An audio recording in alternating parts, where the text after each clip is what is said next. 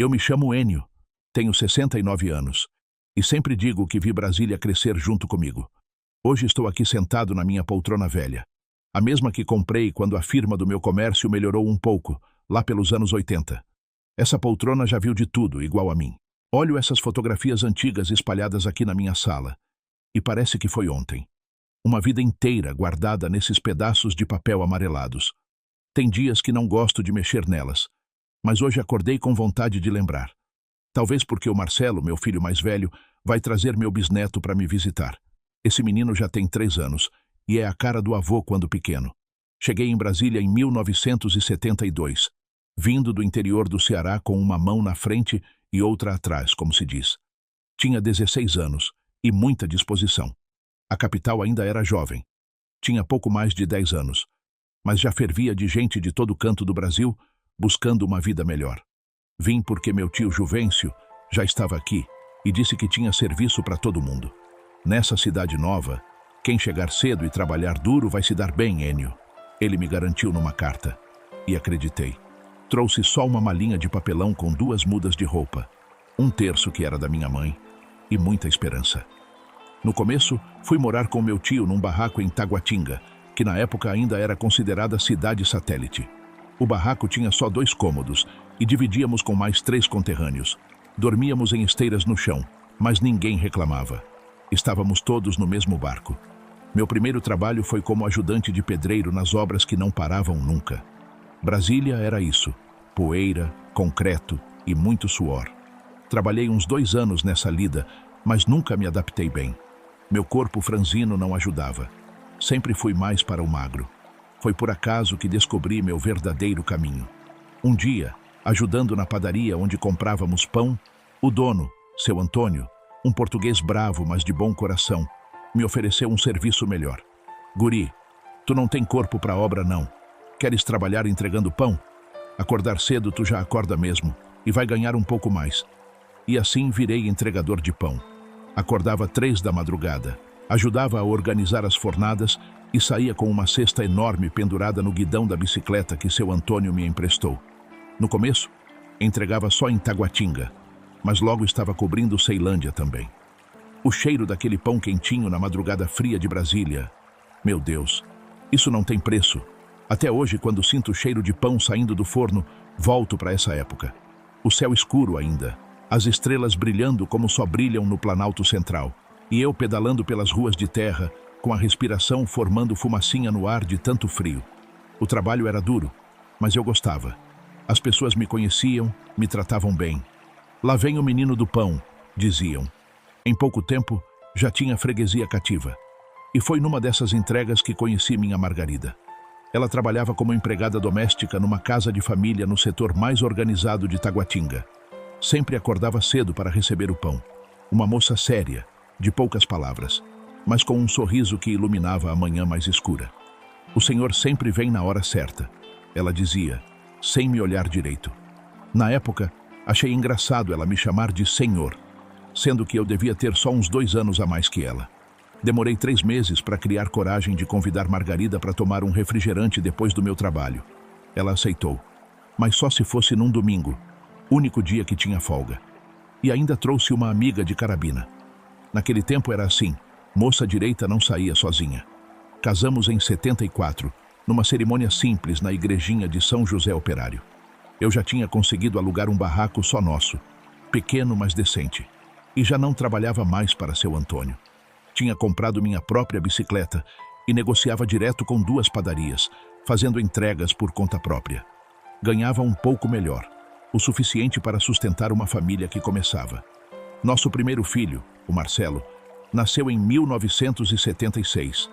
No ano seguinte, em 78, veio a Cleide, seguido por Paulo em 79, Fernando em 80 e Rosângela em 81. Finalmente, em 1982, nasceu o Jadson. 6 filhos, uma casa cheia. Trabalhava mais que nunca para dar conta. Foi nessa época que passei a não só entregar, mas também a vender pães e biscoitos. Comprava das padarias e revendia, ampliando minha área de atuação. Antes que o sol nascesse, eu já estava com minha bicicleta carregada, percorrendo as ruas que, aos poucos, foram sendo asfaltadas. O rádio de pilha sempre me acompanhava, amarrado no guidão. Foi assim que acompanhei a abertura política, as diretas já, a morte de Tancredo, a posse de Sarney, a Constituinte. Tudo isso ouvindo enquanto pedalava. A história do Brasil passava nos meus ouvidos enquanto eu construía minha própria história, pão por pão, dia após dia.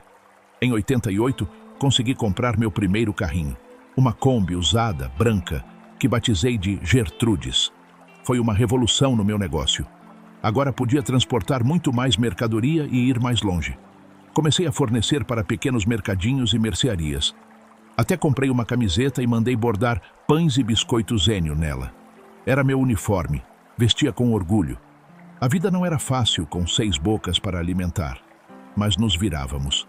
Margarida era uma mulher forte, dessas que não se curvam diante das dificuldades.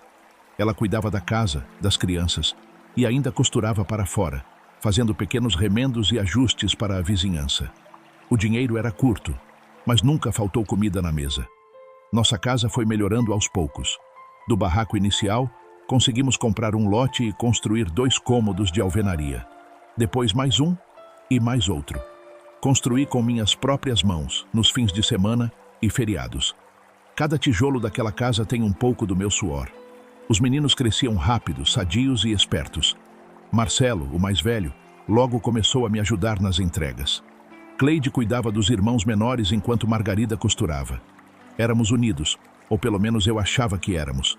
Porque vejam bem, no meio de tanta luta, tanto trabalho, tanta alegria de ver a família crescendo e a vida melhorando aos pouquinhos, havia algo que me inquietava. Algo nos olhos do meu Jadson, desde pequeno. Jadson sempre foi diferente dos outros. Isso agora eu sei. Naquela época a gente não entendia direito. E no começo até achamos que era uma bênção ter um menino tão calmo. Os outros 5 davam trabalho, choravam muito. O Jadson não. Por volta dos 2 anos começamos a notar algumas coisas que nos deixavam intrigados. Enquanto os irmãos mais velhos eram carinhosos e buscavam nosso colo, Jadson raramente demonstrava afeto. Não gostava de abraços ou beijos e parecia não sentir falta do contato físico. Ele aprendeu a falar na idade certa, mas suas palavras eram sempre diretas, sem a doçura e a espontaneidade típicas das crianças pequenas. Lembro de quando ganhou um carrinho de madeira. Os outros meninos brincavam de empurrar, faziam barulho de motor. Jadson pegou o carrinho, virou-o de cabeça para baixo e ficou observando as rodas girarem por um longo tempo, com uma concentração que parecia incomum para a idade. Não havia sorriso nem outra expressão em seu rosto, apenas um olhar fixo e intenso. Minha comadre, Sebastiana, ainda comentava que menino comportado Enio. Mas Margarida já expressava sua preocupação com mais frequência. Ele não interage como as outras crianças, Enio. Parece viver no próprio mundo. Eu tentava minimizar, dizendo que cada criança tem seu ritmo. Mas aquele olhar desde muito cedo, Jadson tinha um olhar que me deixava desconfortável. Era como se ele estivesse nos observando, analisando, sem a inocência que se espera de uma criança tão pequena. Foi por volta dos 4 anos que aconteceu o primeiro episódio que me deixou realmente inquieto. Tínhamos um cachorro vira-lata chamado Totó, que era a alegria da criançada. Um dia cheguei em casa e encontrei o Totó mancando, com uma patinha machucada. Perguntei às crianças o que tinha acontecido. Foi o Jadson, disse Rosângela, que tinha só 5 anos na época. Ele estava cutucando o Totó com um pau pontudo. Chamei o menino e perguntei por que tinha feito aquilo. Ele me olhou direto nos olhos, coisa que poucas crianças fazem quando são pegas numa travessura, e respondeu com uma tranquilidade assustadora. Queria ver se ele sangrava igual a gente. Um arrepio subiu pela minha espinha. Não era só o que ele tinha dito, mas como tinha dito. Sem culpa, sem medo. Como se estivesse comentando sobre o tempo. Margarida deu uma surra no menino, daquelas de antigamente. Ele chorou, pediu desculpas, prometeu que nunca mais faria.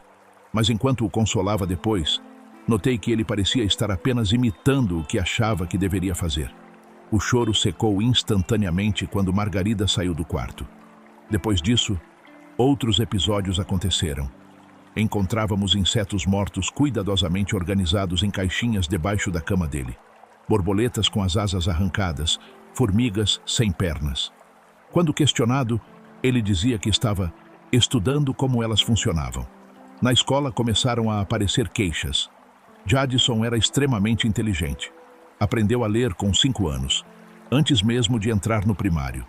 Mas a professora, Dona Ivone, nos chamou para conversar porque ele tinha comportamentos preocupantes. Ele é muito esperto, seu Enio, mas não brinca com as outras crianças. Fica observando, como se estivesse estudando elas. E quando brinca, sempre quer mandar, estabelecer regras que só beneficiam ele. Mais grave foi quando uma mãe veio reclamar que seu filho tinha voltado para casa com um corte na mão, dizendo que Jadson tinha feito aquilo com uma tesourinha durante a aula de artes. Quando confrontado, meu filho negou com tanta convicção, com um olhar tão honesto, que até eu quase acreditei. Ele está mentindo, disse a professora. Eu não vi acontecer, mas outros alunos confirmaram. O mais estranho era como ele conseguia encantar os adultos.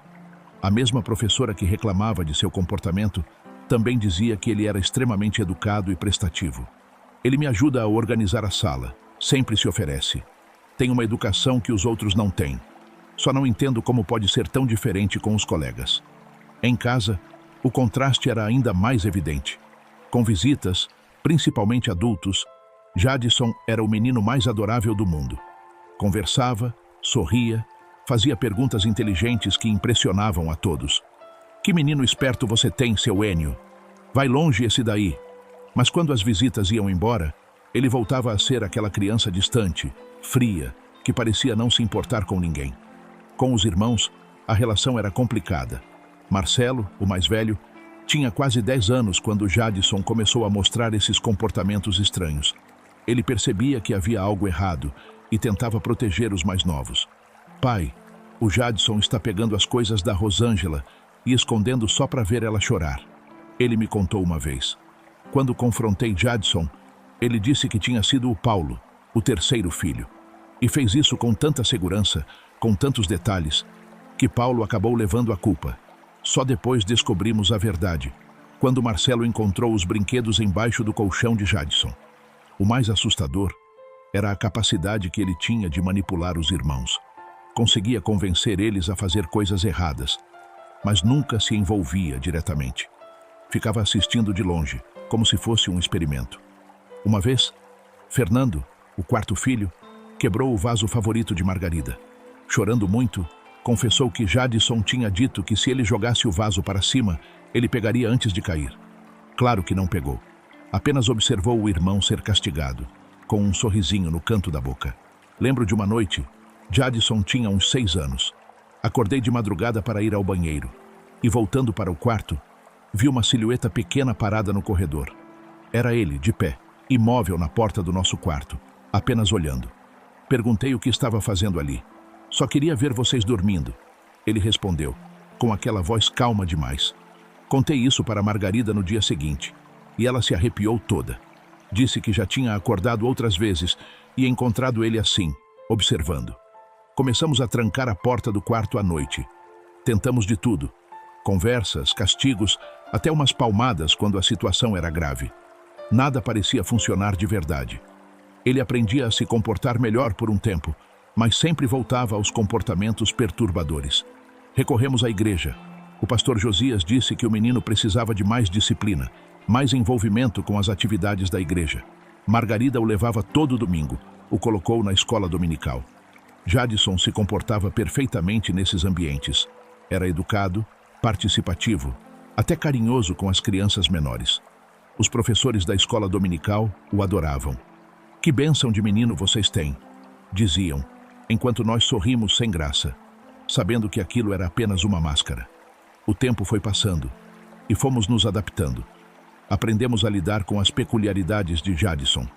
Margarida vigiava mais de perto. Eu tentava passar mais tempo com ele, ensinar valores. Os irmãos mais velhos já entendiam que precisavam ficar de olho quando ele estava com os menores. Tinha dias que ele parecia uma criança normal. Brincava, ria, até demonstrava afeto. Isso nos dava esperança. Talvez seja só uma fase, pensávamos. Vai passar quando ele crescer. Não passou. Apenas mudou de forma, se adaptou. Jadson aprendeu a esconder melhor seus comportamentos estranhos, a ser mais discreto.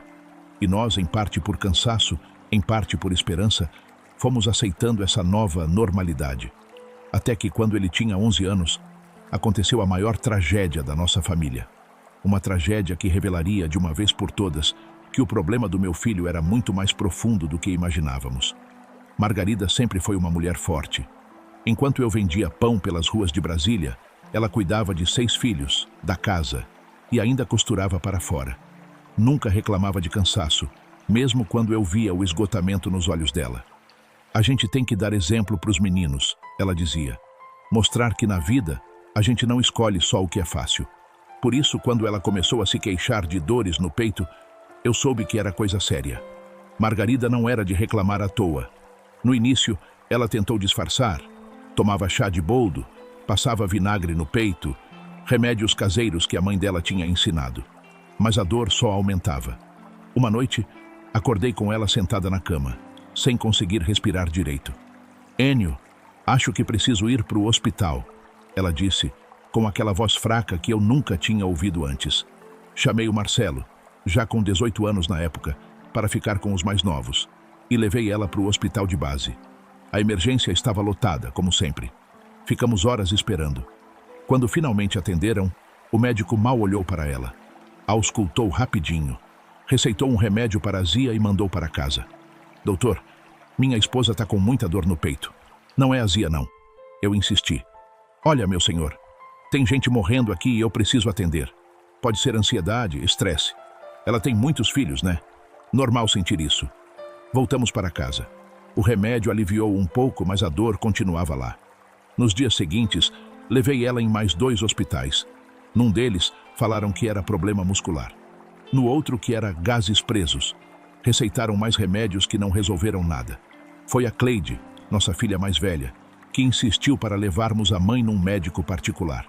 Juntamos dinheiro. Cada filho contribuiu um pouco, já que muitos deles já se viravam para trazer dinheiro para casa. Então conseguimos uma consulta com um cardiologista que atendia em Taguatinga. Só nessa consulta, mais de um mês depois das primeiras dores, descobrimos que Margarida tinha um problema sério no coração. O médico pediu uma bateria de exames, e quando viu os resultados, foi direto ao ponto. Dona Margarida precisa de uma cirurgia cardíaca com urgência. Tem uma válvula do coração que não está funcionando direito. O mundo desabou na nossa cabeça. Cirurgia cardíaca? Como íamos pagar por isso? O médico nos orientou a procurar o SUS, explicou que era direito dela, mas alertou que a fila era grande. "Não temos tempo para a fila", ele disse com sinceridade que apreciei, mesmo trazendo uma notícia tão dura. O ideal seria operar logo. Nas semanas seguintes, vivemos um pesadelo burocrático. Íamos de hospital em hospital com os exames debaixo do braço, implorando por atendimento, por uma vaga na fila de cirurgia. Margarida foi piorando. Já não conseguia fazer os serviços de casa.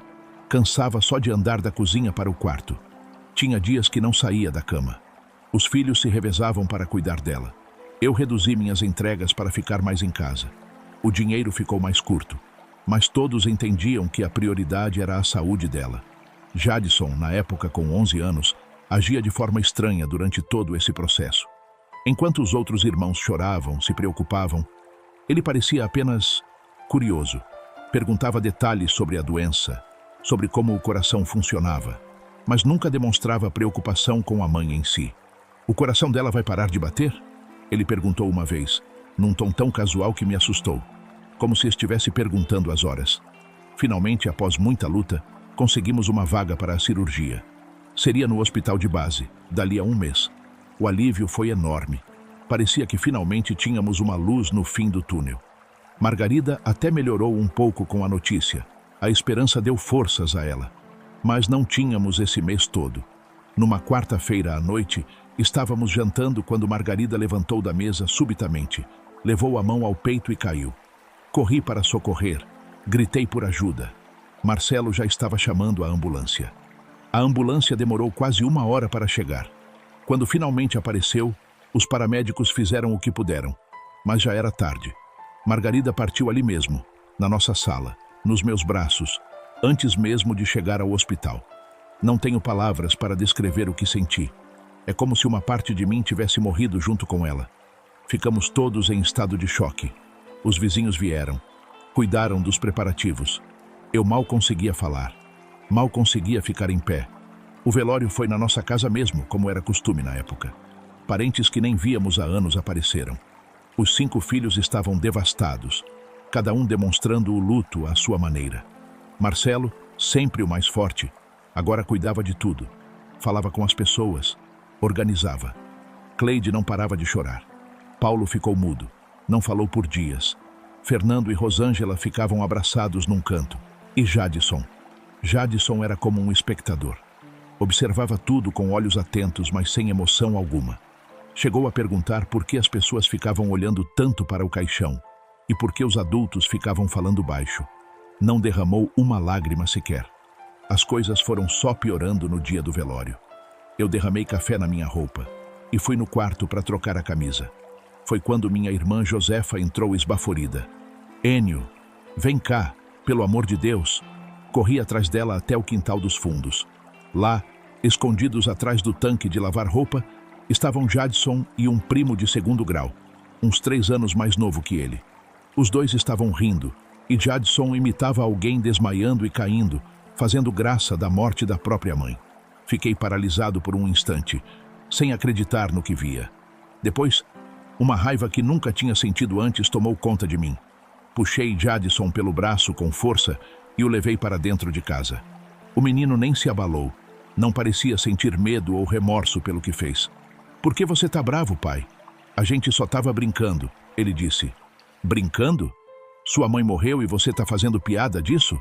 O que há de errado com você, menino? Foi aí que ele disse aquelas palavras que ficaram marcadas na minha alma para sempre. Ela tá morta. Chorar não vai trazer ela de volta. Por que todo mundo fica fingindo que tá triste? Fingindo. Ele achava que o nosso sofrimento era fingimento. Naquele momento senti um abismo se abrindo entre mim e meu filho. Era como se eu estivesse olhando para um estranho. Bati muito nele. Fiquei tão envergonhado daquelas atitudes, minha única reação foi a violência. Depois que enterramos Margarida, começou a fase mais difícil da minha vida. Ser pai e mãe de 6 filhos. Continuar trabalhando, lidar com o meu próprio luto. Tudo parecia pesado demais. Impossível. Os mais velhos ajudavam muito. Marcelo e Cleide já trabalhavam e contribuíam com as despesas. Todos nós cuidávamos da casa. Mas a dor da perda afetou a todos profundamente. Todos, exceto Jadson. Nas semanas seguintes ao enterro, enquanto a casa estava mergulhada em tristeza, ele continuava sua vida normalmente, como se nada tivesse acontecido. Ia para a escola, fazia as tarefas. Não mencionava a mãe, não perguntava por ela. Uma noite, cerca de 1 mês após a morte de Margarida, encontrei Jadson no quarto que era dela, mexendo nas gavetas. O que você está fazendo aqui, menino? Procurando coisas da mãe que a gente pode vender. Ele respondeu com naturalidade. O senhor disse que a gente está precisando de dinheiro. Fiquei gelado. Não era apenas a frieza de querer vender os pertences da mãe tão cedo. Era o tom prático, calculista, numa criança de 11 anos. A partir desse momento, comecei a observar meu filho com outros olhos.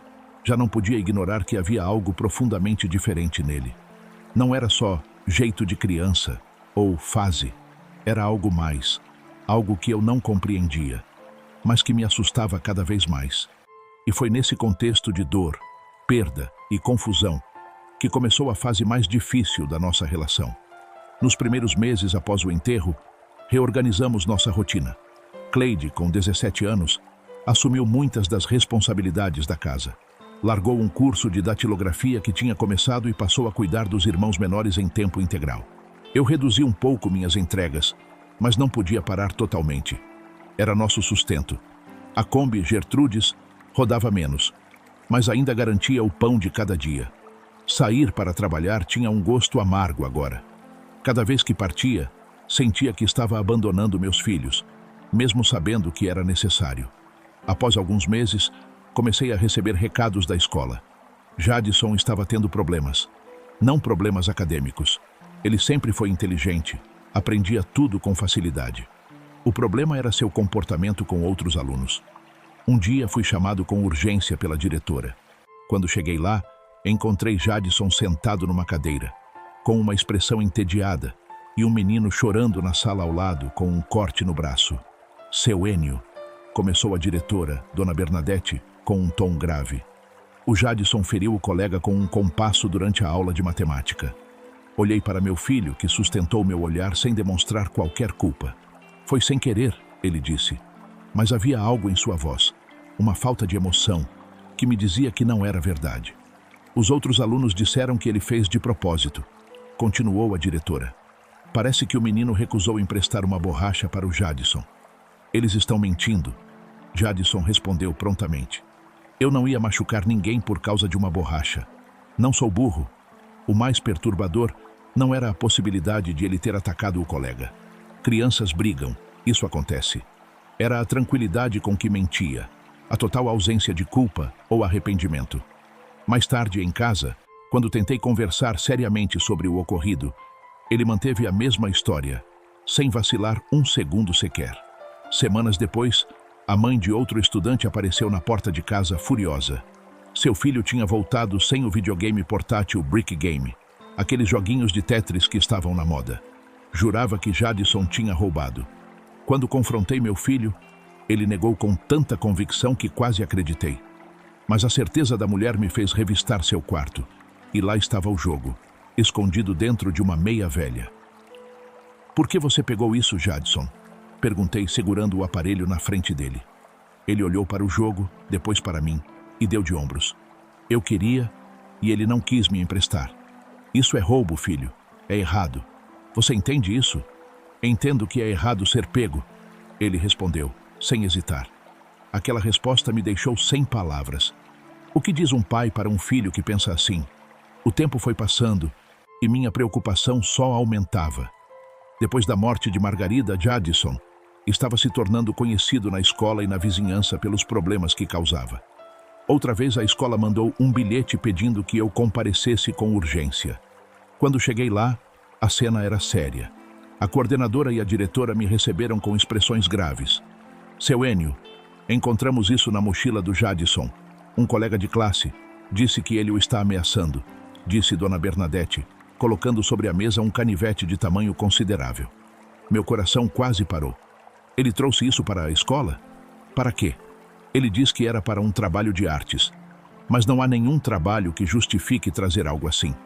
A coordenadora, Dona Marlene, uma senhora experiente que já devia ter visto de tudo em sua carreira, me olhou com uma mistura de pena e preocupação.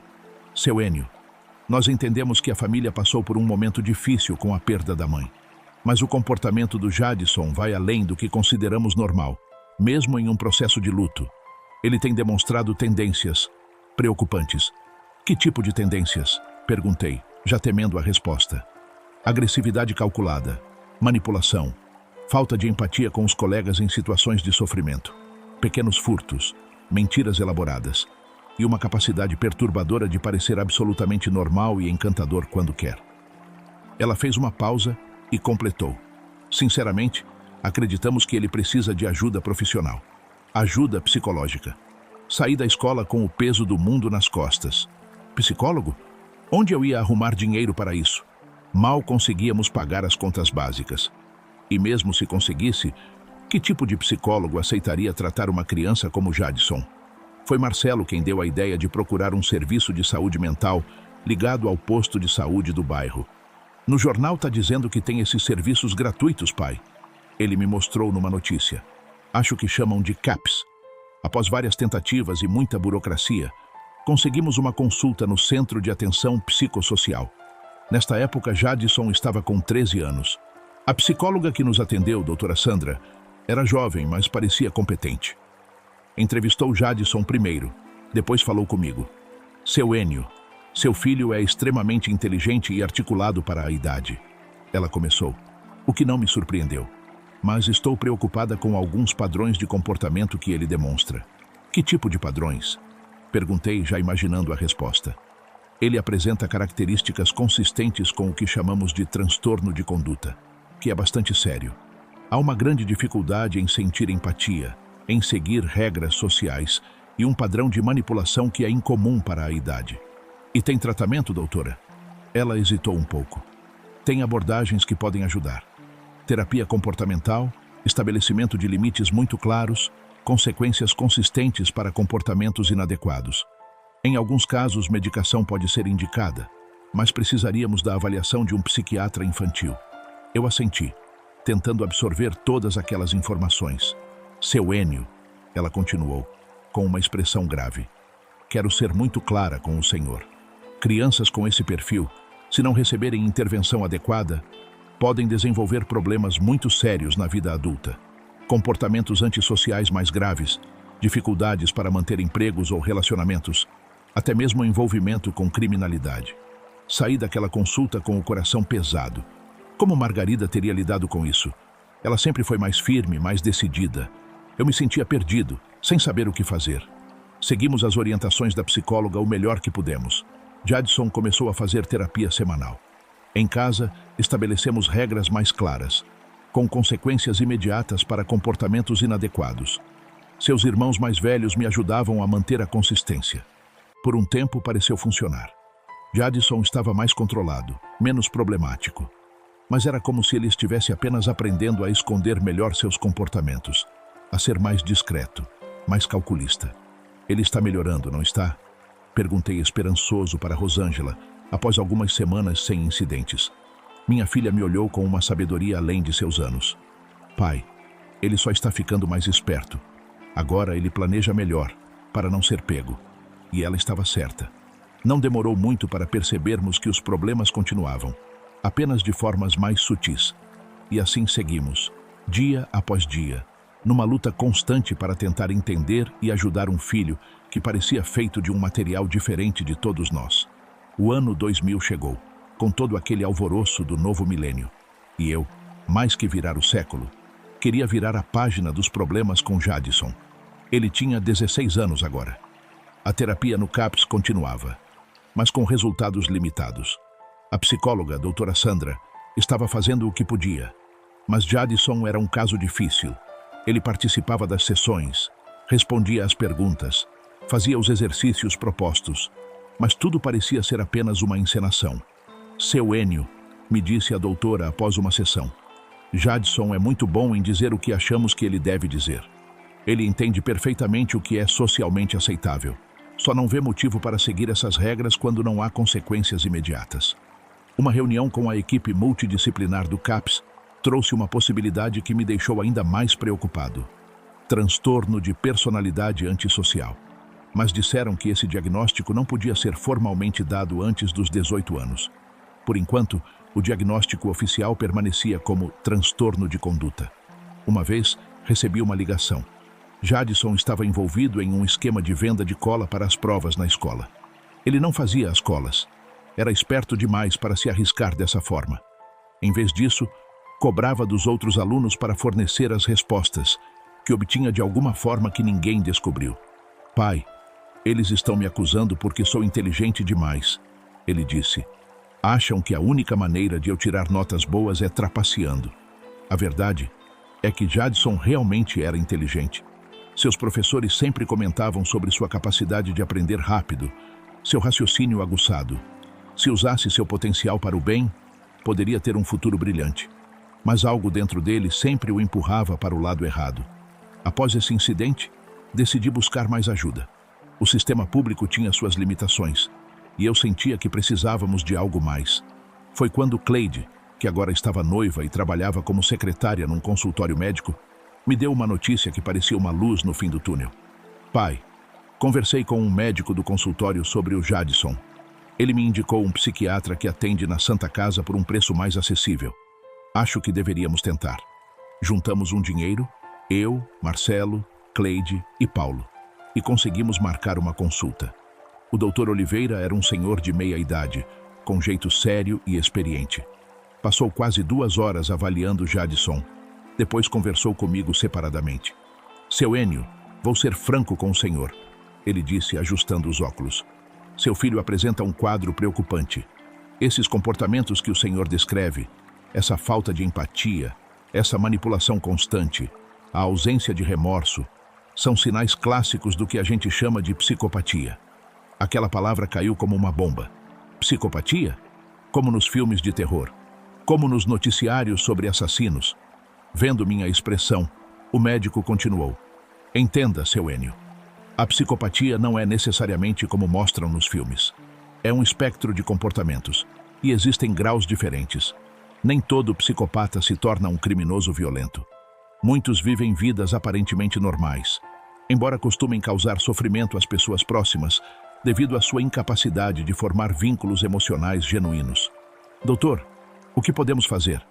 Perguntei, sentindo um misto de desespero e alívio por finalmente ter um nome para o problema do meu filho. Infelizmente, não existe cura para a psicopatia. Não há remédio que faça uma pessoa desenvolver empatia ou consciência moral se ela nasceu sem essa capacidade. O que podemos fazer é tentar controlar os comportamentos mais problemáticos, estabelecer limites muito claros, criar um ambiente estruturado. Ele receitou um medicamento para controlar a impulsividade de Jadson e me orientou a manter a terapia comportamental. Mas suas palavras finais ficaram gravadas na minha mente. Seu Enio, prepare-se para uma jornada difícil. Seu filho provavelmente nunca vai ser como os outros. O importante é protegê-lo de si mesmo e proteger os outros dele. Voltamos para casa com uma receita de remédios e um peso ainda maior no coração. Como explicar para um adolescente que ele tem algo errado no cérebro que o impede de sentir o que os outros sentem? Decidimos não usar a palavra psicopatia com Jadson. Apenas explicamos que ele tinha um transtorno de comportamento, que precisava de tratamento, assim como alguém com diabetes precisa de insulina. Ele aceitou tomar os remédios sem muita resistência, talvez percebendo que não tinha escolha. Por algumas semanas, pareceu haver uma melhora. Ele estava mais calmo, menos propenso a explosões de raiva. Mas logo descobrimos que ele estava apenas fingindo tomar os medicamentos, escondendo debaixo da língua e depois jogando fora. Tentamos de tudo. Fazer ele tomar na nossa frente, verificar a boca depois, moer os comprimidos e misturar com suco. Mas Jadson sempre encontrava uma maneira de enganar. Foi nessa época que decidimos buscar ajuda espiritual. Desde que minha companheira se foi, eu nunca mais tinha dado as caras na igreja. Sempre fomos evangélicos, mas não muito praticantes.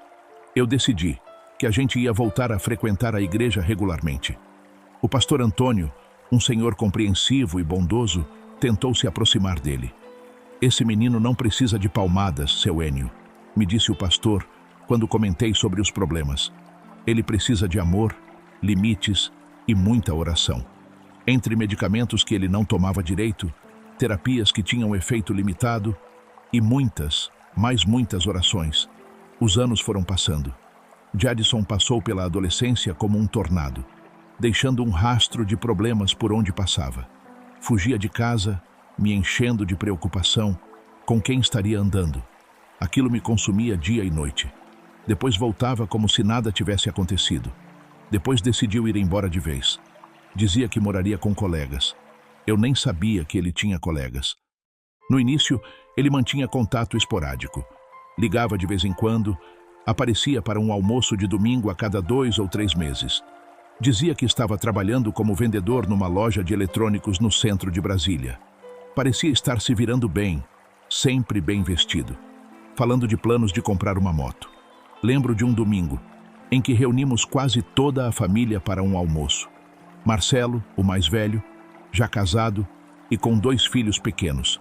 Cleide também se casou e estava grávida do primeiro. Os outros filhos também namoravam sério. Era uma cena que esquentava meu coração. Ver meus filhos crescidos, seguindo seus caminhos, constituindo suas famílias. E então chegou Jadson, com uma moça. Ele nos apresentou como sua namorada, Vanessa, uma garota bonita, de cabelos pintados de vermelho e várias tatuagens nos braços. Parecia ser um pouco mais velha que ele, talvez uns 25 anos. Durante o almoço, ela falou pouco, mas notei como olhava para Jadson. Uma mistura de fascínio e medo que me deixou preocupado. Depois que todos foram embora, Rosângela veio me contar algo perturbador. Pai, quando fui ao banheiro, a Vanessa veio atrás de mim. Ela me perguntou se o Jadson sempre foi assim. Eu perguntei assim como? E ela disse, estranho, frio. Depois ela levantou a manga da blusa e me mostrou hematomas no braço. Disse que ele fica furioso quando ela fala com outros homens, mesmo que sejam só clientes da loja onde ela trabalha. Fiquei gelado. Então os comportamentos agressivos de Jadson tinham evoluído para a violência física contra mulheres? Quis ligar para ele imediatamente, confrontar, mas Fernando me convenceu a esperar, pensar melhor. Pai, o senhor sabe como ele é. Vai negar tudo, dizer que a moça é louca, virar a situação. Além do mais, ela já é adulta, fez a escolha dela. Ele estava certo, claro. Mas antes que pudéssemos elaborar uma estratégia, a própria situação se resolveu da pior maneira possível. 2 semanas depois, Jadson apareceu em casa no meio da noite, visivelmente agitado. Preciso ficar aqui uns dias, anunciou jogando uma mochila no sofá. O que aconteceu? Perguntei, alarmado com seu estado. Briguei com a Vanessa, terminamos. Ela é louca, pai. Fica inventando histórias, dizendo que vou machucar ela, como se eu fosse algum tipo de monstro. Ele falava rápido, andando de um lado para o outro da sala. Havia algo em seus olhos que me assustou, um brilho febril que nunca tinha visto antes. Ela chamou a polícia? Perguntei, temendo a resposta. Ele parou de andar e me olhou com uma frieza que gelou minha alma. Não chegou a tanto, mas ela ameaçou. Por isso achei melhor sair de lá por uns tempos. Permiti que ele ficasse, claro. O que mais poderia fazer? Era meu filho, apesar de tudo.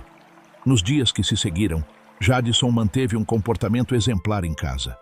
Ajudava nas tarefas, conversava educadamente com os irmãos, chegava cedo todas as noites. Parecia estar realmente tentando recomeçar. Até que, cerca de 2 semanas depois, recebemos uma visita inesperada. 2 policiais bateram à porta perguntando por Jadson. Meu coração quase parou. Ele está sendo procurado para esclarecimentos sobre uma agressão contra Vanessa Oliveira, informou um dos policiais, consultando um papel. A vítima registrou queixa e forneceu este endereço como possível paradeiro dele. Jadson não estava em casa naquele momento. Tinha saído cedo, dizendo que ia procurar emprego. Expliquei isso aos policiais, que deixaram o recado de que ele deveria comparecer à delegacia o mais rápido possível. Quando confrontei Jadson à noite, sua reação foi de indignação perfeita. Ela está mentindo, pai. Juro por Deus. Nunca encostei um dedo nela. Ela que é desequilibrada, vive inventando histórias porque não aceitou o término. Ele manteve essa versão mesmo quando foi à delegacia, acompanhado por mim e por Paulo, que sempre teve mais paciência com o irmão problemático. Aparentemente, convenceu as autoridades, pois o caso acabou não indo adiante. Vanessa retirou a queixa dias depois, por motivos que nunca soubemos ao certo. Este foi apenas o primeiro de muitos episódios semelhantes que viríamos a enfrentar nos anos seguintes. Jadson ia e vinha ali em casa. Ele estabeleceu um padrão perturbador de relacionamentos breves e tempestuosos, sempre com mulheres vulneráveis de alguma forma, emocionalmente carentes, com histórico de abuso, muitas vezes mais velhas ou com filhos pequenos. Certa vez, ele apareceu com outra namorada, Luciana, uma moça de Goiânia que tinha uma filha de 3 anos. Anunciou que estavam morando juntos num apartamento pequeno em Ceilândia. Meses depois, soubemos que ela tinha voltado para sua cidade natal, deixando tudo para trás, após algum tipo de conflito violento. Outra foi a vez de Denise, uma mulher de quase 40 anos, divorciada, que parecia completamente encantada por ele. Essa relação durou quase 1 ano, um recorde para Jadson. Mas terminou quando ela descobriu que ele estava desviando dinheiro da pequena loja de roupas que ela tinha. Os empregos seguiam o mesmo padrão dos relacionamentos, breves, terminando sempre em conflito, frequentemente com acusações sérias. Vendedor, assistente administrativo, auxiliar de escritório, representante comercial. Jadson passava de um trabalho para outro, sempre com alguma história sobre chefes injustos, colegas invejosos, empresas mal administradas. Por que você nunca para num emprego, Jadson?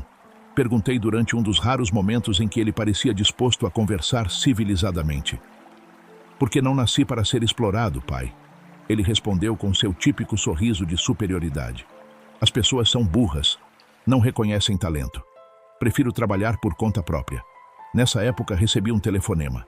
Era uma senhora lá de Goiânia, chamada de Cida. Ela me contou que a Luciana, uma das ex-namoradas do meu filho, teve um filho dele, a menina, Ana Paula. Já estava com 4 anos de idade. Essa revelação de uma neta era algo que nunca imaginei. Então eu me lembrei mesmo, a tal moça, Luciana, já tinha uma filha naquela época. A dona Cida disse que o Jadson arrebentou ela na bordoada, Por isso ela foi embora de Brasília, e o medo a impediu de contar sobre a gravidez, mesmo porque só descobriu depois. A dona Cida só estava ligando porque a Luciana havia falecido recentemente. Foi um acidente terrível na estrada, me contou ela, a voz embargada. E a dona Cida era a avó da Luciana. Era ela quem tinha criado a neta. Com a voz trêmula, ela disse que sentia que o Jadson, como pai, e nós, como família, tínhamos o direito de saber da existência da Ana Paula. Ela fez questão de me dar o endereço onde a menina morava, descrevendo uma criança esperta de olhos curiosos. Eu especulei tanto ela.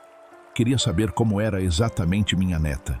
E por tudo que ela dizia eu fiquei muito feliz, pois a pequena era muito amorosa e chorou muito quando a mãe dela partiu. Assim que desliguei o telefone, fiquei atordoado. Na primeira oportunidade, chamei meus filhos. Perguntei a opinião deles. Decidimos contar para Jadson. Quando contamos, a reação dele foi nada.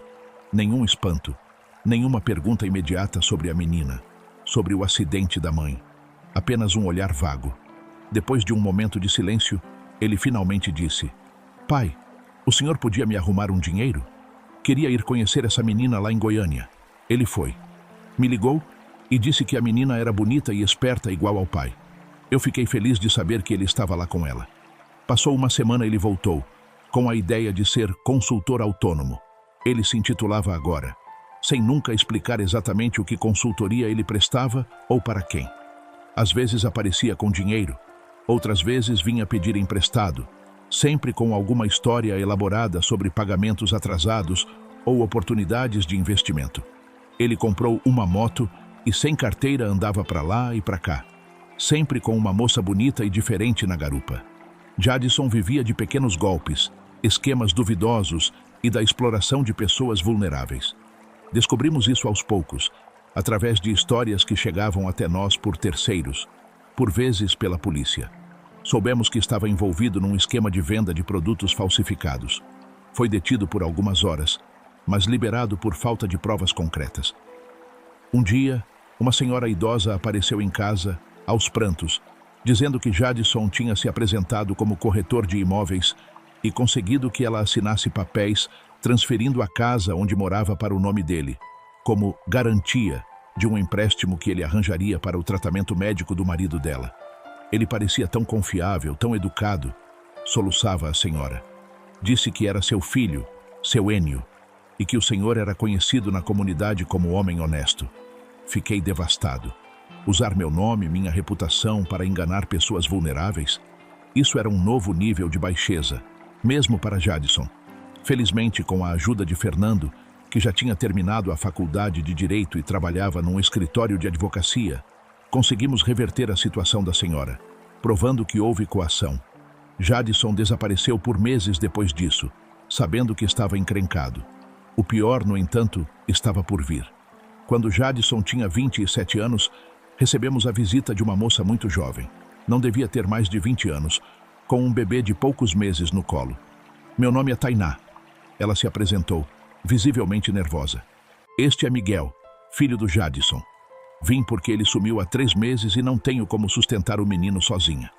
Foi como levar um soco no estômago. Mais um neto que não conhecia? Dessa vez, Jadson sabia que era pai e tinha abandonado a criança. A história de Tainá era dolorosamente familiar. Conheceu Jadson numa festa. Ele foi extremamente charmoso e atencioso no início. Prometeu mundos e fundos. Quando ela engravidou, tudo mudou. Ele se tornou controlador, depois agressivo, finalmente indiferente. Quando o bebê nasceu, ficou alguns meses. Depois desapareceu com o pouco dinheiro que ela tinha guardado. Olhei para aquele bebê, tão pequenininho, tão inocente, e vi os traços do meu filho nele. Naquele momento, tomei uma decisão que mudaria tudo. "Tainá, não posso falar pelo Jadson, mas eu sou o avô desse menino. Vou ajudar vocês no que puder." A partir daquele dia, incluí Tainá e Miguel na nossa família. Não tínhamos muito, mas o que tínhamos compartilhávamos. Marcelo e sua esposa foram especialmente generosos, ajudando com roupas, fraldas, brinquedos. Cleide convidou Tainá para os almoços de domingo, tratando ela como uma irmã. Quando Jadson finalmente reapareceu, quase 8 meses depois, enfrentou uma recepção gelada de toda a família. Pela primeira vez, vi meus outros filhos unidos em uma frente sólida contra o irmão problemático. Você abandonou seu filho, Jadson, disse Marcelo, sempre o mais direto. Isso é inaceitável. Como é que eu vou saber se o filho é meu mesmo? Foi a resposta fria de Jadson. Ela provavelmente dormiu com metade de Brasília. A discussão que se seguiu foi uma das piores que já tivemos em família. Palavras duras foram ditas, verdades dolorosas expostas. Ao final, Jadson saiu batendo a porta, gritando que nunca mais voltaria. Ele voltou, claro. Sempre voltava quando precisava de algo. Dinheiro, um lugar para ficar, alguém para servir de fiador num aluguel. Mas a dinâmica familiar tinha mudado. Meus outros filhos já não toleravam as manipulações do irmão. Não aceitavam suas desculpas. Não caíam em suas histórias elaboradas. E eu continuava dividido entre o amor pelo meu filho e o reconhecimento de que ele era, fundamentalmente, uma pessoa perigosa. Uma pessoa incapaz de amar, incapaz de sentir remorso, incapaz de mudar. Os anos foram passando, e aos 29 anos, Jadson enfrentou seu problema mais sério com a justiça até então. Foi preso por estelionato, por aplicar golpes em idosos usando documentos falsos. Fernando, que já era advogado formado, conseguiu libertar ele após algumas semanas, argumentando falhas processuais. Por que você continua ajudando ele? Perguntei a Fernando depois. Meu filho suspirou profundamente antes de responder. Porque ele é meu irmão, pai, e porque sei que ele não escolheu ser assim. É como uma doença que ele tem. Não posso odiar ele por algo que ele não controla. Essa perspectiva me deu o que pensar. Durante tanto tempo, eu tinha alternado entre ver Jadson como vítima de sua condição e como um manipulador consciente que escolhia fazer o mal. A verdade, provavelmente, estava em algum lugar entre esses extremos. Enquanto isso, o pequeno Miguel crescia, já com 2 anos, cercado pelo amor da nossa família. Jadson o viu apenas algumas vezes, sempre demonstrando um desinteresse quase total pela criança. O menino reagia com medo ao pai, se escondendo atrás de Tainá ou de mim quando ele estava por perto. Esse menino nem parece meu filho, comentou Jadson uma vez, com sincera perplexidade. Não se parece comigo em nada. Graças a Deus, respondeu Cleide, sem esconder o sarcasmo. Os conflitos em família por causa de Jadson continuaram. Mas agora havia uma diferença fundamental. Meus outros filhos tinham amadurecido, tinham suas próprias famílias, suas próprias vidas. Eles entendiam melhor a condição do irmão e sabiam bem como lidar com suas manipulações. Não eram mais as crianças vulneráveis que ele podia facilmente enganar ou intimidar. Eu também havia mudado. Os anos de luta, de preocupação constante, de esperanças repetidamente frustradas, tinham me ensinado a aceitar a realidade. Meu filho nasceu diferente. Não era minha culpa, nem dele. Era simplesmente assim. Isso não significava que eu tinha desistido dele. Nunca desistiria. E foi assim, seguindo a vida, que chegamos numa idade onde o coração da gente leva um baque daqueles de deixar a gente sem ar. Foi quando o Jadson, meu filho, se foi. Ele tinha 37 anos. Isso foi em 2020. Lembro bem que era abril. 11 de abril, para ser exato. Uma data que ficou cravada na minha memória feito ferro em brasa. Um acidente de moto. Foi na BR, me disseram. A vida prega cada peça. Ele, que talvez não fosse derramar uma lágrima sequer no meu velório. Ah, eu chorei no dele. E como chorei, meu Deus. Cada lágrima era um pedaço do meu coração escorrendo pelo rosto. Amava aquele menino, sabe? Amava do meu jeito, com todas as minhas dúvidas e preocupações. Mas amava. E ver ele partir assim, tão cedo, um pedaço de mim foi junto naquela moto, naquela BR fria daquele dia de abril. Sei que talvez, para quem vê de fora, possa até surgir um pensamento torto, sabe? Uma coisa do tipo, ah, pelo menos não vai mais dar trabalho. Mas, meu filho, um filho é um filho. As aprontações, os pesares, tudo isso faz parte da gente, da nossa história com eles. Jamais, em tempo algum, um pai de verdade vai olhar para a partida de um filho e sentir alívio. Não existe melhor assim quando se perde um pedaço da própria carne. Fica um buraco, um silêncio que ecoa mais alto que qualquer confusão que ele tenha feito em vida. A gente carrega as lembranças, boas e ruins, e a falta rói a gente por dentro. dia após dia. E eu, com meus 69 anos, olho para trás e vejo uma vida marcada pelo amor e pela dor, pelas alegrias e pelas provações. Uma vida que poderia ter sido diferente, mais fácil talvez, se um dos meus filhos não tivesse nascido com essa sombra no coração. Seu Ênio não conseguiu continuar. As lágrimas vieram e a voz falhou. Quem ajudou ele a contar sua história foi sua filha Rosângela, um relato tão íntimo e doloroso, mas que precisava ser contada para que outros pudessem entender o que significa viver com alguém como Jadson. A trajetória vivida pela família de seu Ênio nos revela a realidade de conviver com um psicopata. Este transtorno de personalidade, que afeta aproximadamente 4% da população mundial, manifesta-se fundamentalmente na ausência de empatia, uma incapacidade genuína de sentir compaixão ou considerar os sentimentos dos outros. O que torna esse transtorno tão complexo é o contraste entre a aparência e a essência. Longe de serem figuras sinistras facilmente identificáveis, os psicopatas frequentemente possuem um charme especial, inteligência aguçada e habilidades sociais refinadas. Apresentam-se como pessoas cativantes, confiáveis e prestativas, construindo uma fachada perfeita que oculta sua natureza manipuladora. Por trás dessa máscara social, opera uma mente calculista que enxerga relacionamentos apenas como meios para atingir fins pessoais. Sem o freio moral proporcionado pela culpa ou remorso, pessoas com esse transtorno podem mentir, enganar e prejudicar outros sem hesitação, desde que isso sirva aos seus objetivos de obter poder, vantagens ou simplesmente diversão às custas alheias. A psicopatia se manifesta em diferentes intensidades, de formas leves a casos extremamente graves. Enquanto alguns psicopatas podem limitar-se a manipulações cotidianas e pequenas transgressões, casos mais severos podem evoluir para comportamentos criminosos predatórios. No ambiente familiar, como vimos com Jadson, o impacto é devastador. Crianças psicopáticas apresentam sinais precoces que confundem e alarmam os pais. Crueldade com animais, ausência de vínculo emocional genuíno, manipulação calculada dos irmãos e uma capacidade perturbadora de simular normalidade quando conveniente. Para famílias como a de seu Ênio, o desafio é duplo: proteger-se dos comportamentos destrutivos e, simultaneamente, lidar com o amor incondicional que sentem por alguém fundamentalmente incapaz de retribuir esse afeto da mesma forma. Esta contradição emocional cria um tipo particular de sofrimento que só compreendem completamente quem vive isso. Meu pai não consegue falar sobre o Jadson sem se emocionar. Esse mês completou 5 anos da partida dele e é nessa época que ele fica mais frágil.